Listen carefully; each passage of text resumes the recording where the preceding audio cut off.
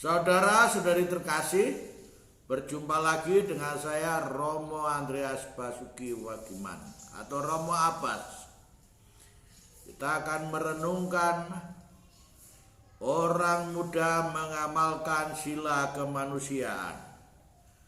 Ada sementara penilaian orang-orang muda zaman now lebih egaliter, artinya memiliki sikap dan semangat kebersamaan dengan sesama manusia, utamanya mereka yang dalam pergaulannya luas dan rasional atau yang belum termakan oleh ideologi, agama, atau teologi yang radikal, ekstremis, dan eksklusif. Sesuai dengan perkembangan jiwanya yang kritis, maka apa saja tak luput dari sasaran kritiknya. Tanpa kecuali cara-cara hidup keagamaan yang dinilainya justru bertentangan dengan akal sehat. Menurut saya, kecenderungan orang muda bersemangat solidaritas tinggi. Mereka pemeluk nilai-nilai universal. Seiring dengan derasnya informasi yang membanjiri mereka di era zaman ini. Karena itu mereka open-minded, berpandangan terbuka, dan broad-minded, berpandangan luas. Sejalan dengan itu mereka pemeluk nilai-nilai universal kemanusiaan. Pejuang. Saya sangat mengapresiasi para orang muda yang menjadi pembela kemanusiaan lewat advokasi atau pembelaan hak-hak mereka yang tertindas. Karena untuk terjun ke wilayah hukum membutuhkan keberanian ekstra. Di negara yang situasi dan kondisi hukumnya sedang karut-marut seperti sekarang ini di negara kita. Bahkan keberanian saja tak cukup. Harus berbekal selain kecerdasan, mereka juga harus memiliki kecerdikan. Mereka yang terjun ke wilayah ini dalam komisi di lingkungan gereja dikenal dengan Komisi Keadilan dan Perdamaian, Justice and Peace. Mereka yang bergerak di wilayah ini idealnya yang tahu hukum, berpengetahuan politik, atau yang sudah malang melintang dalam perjuangan kemanusiaan. Perjuangan kemanusiaan sebagai pengamalan sila kedua Pancasila nyata jika pembelaan bagi mereka yang tak berdaya oleh penganiayaan. Namun ini akan menjadi berat jika harus berhadapan dengan pihak oknum penguasa dan pengusaha.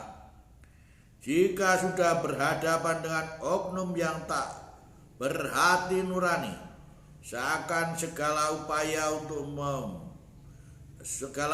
akan membentur tembok hingga terasa mengesalkan dan melelahkan. Namun usaha pembelaan kemanusiaan sekecil apapun bagai lentera harus dinyalakan. 1000 lilin mulai dari satu nyala, satu dipadamkan akan masih ada 999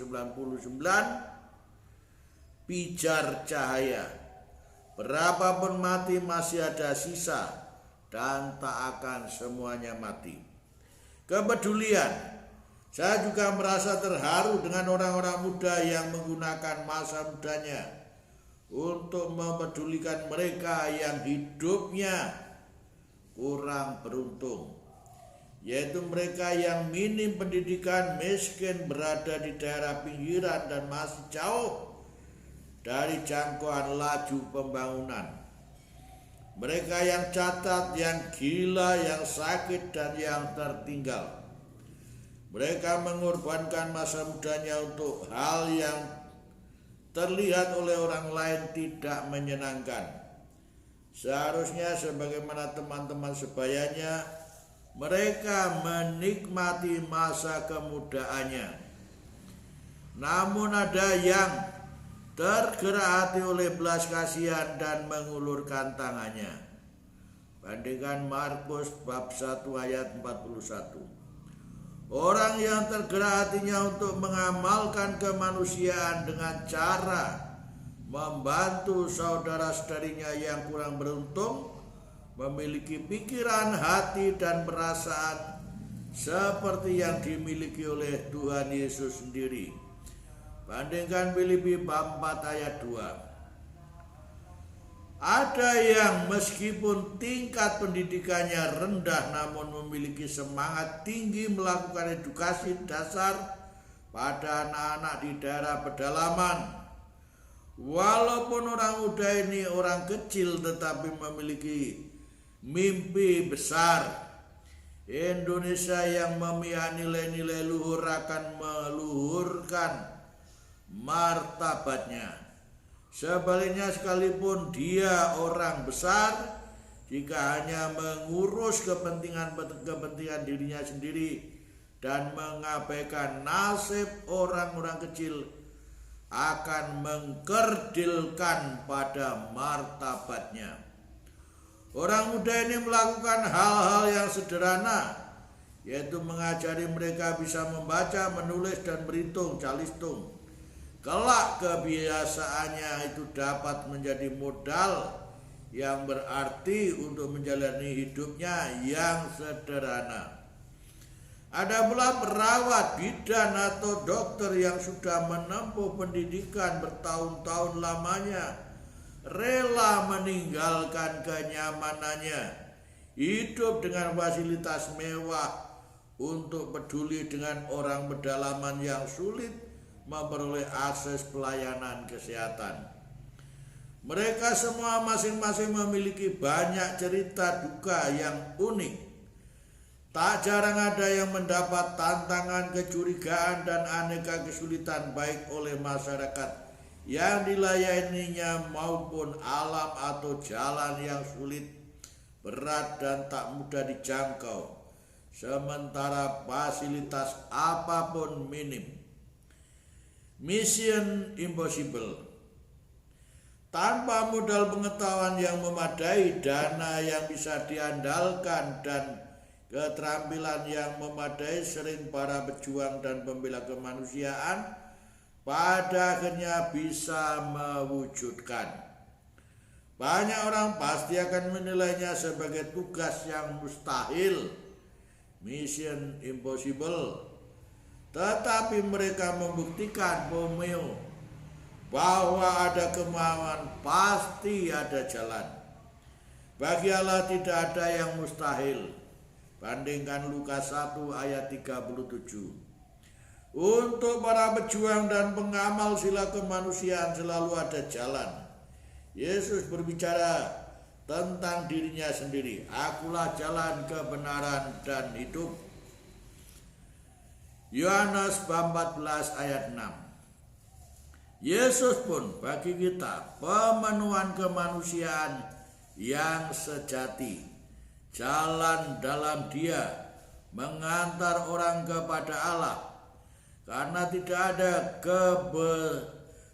ada kesesatan dan penyesatan di dalam Dia, pun selalu dalam pembelaan atas kehidupan pro-life, bukan hanya life di situ, tetapi juga life di sana. Dari curahan hati yang pernah saya dengar dari seorang muda belia yang peduli pada nasib manusia yang menderita, intinya adalah pengorbanan. Antara lain dia katakan, "Romo, sesungguhnya apa yang saya lakukan memang berat. Saya sudah berpikir dan mengurus urusan yang melebihi umur saya dan kemampuan saya." Bagi orang luar pasti timbul pertanyaannya,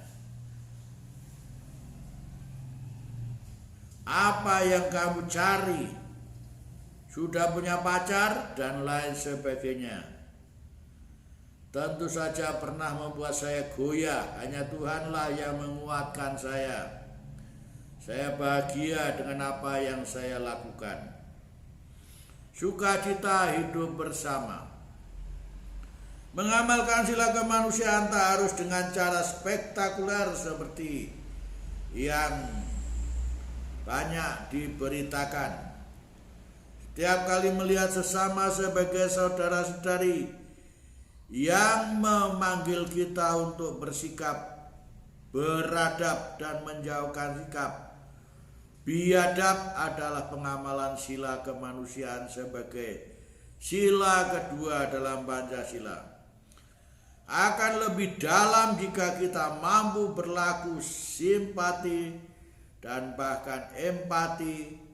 Tanda urat nadi kemanusiaan kita masih utuh dan belum pedot.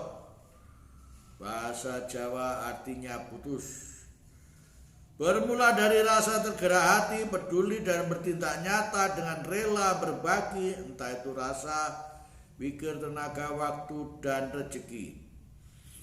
Sungguh membanggakan bahwa bila orang muda yang terlihat dalam perjuangan dan perwujudan sila kemanusiaan, maka orang muda sebagai agen social change, pelaku perubahan masyarakat, benar ditampakkan.